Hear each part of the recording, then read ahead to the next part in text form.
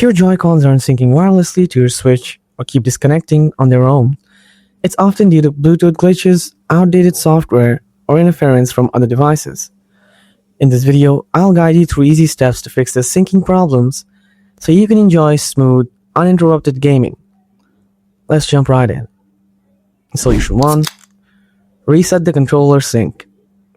Go to the home menu on your Switch, find and open System Settings, scroll down and select Controllers and Sensors. On the right side, scroll to the bottom and choose Disconnect Controllers. Follow the on-screen instructions to unpair all Joy-Cons. Now detach your Joy-Cons and resync them by sliding them onto the Switch rails until they click.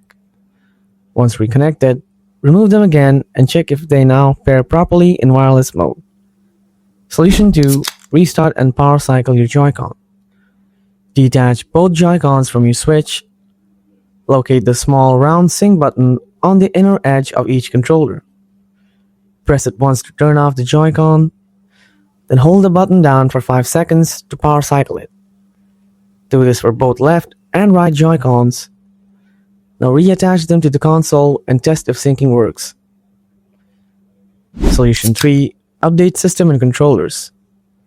Go back to System Settings, scroll down to System, now select System Update. Make sure your Switch is on the latest firmware, then go back up to Controllers and Sensors and select Update Controllers. This will install any available firmware updates for your Joy-Cons, which often fix syncing problems. Solution 4.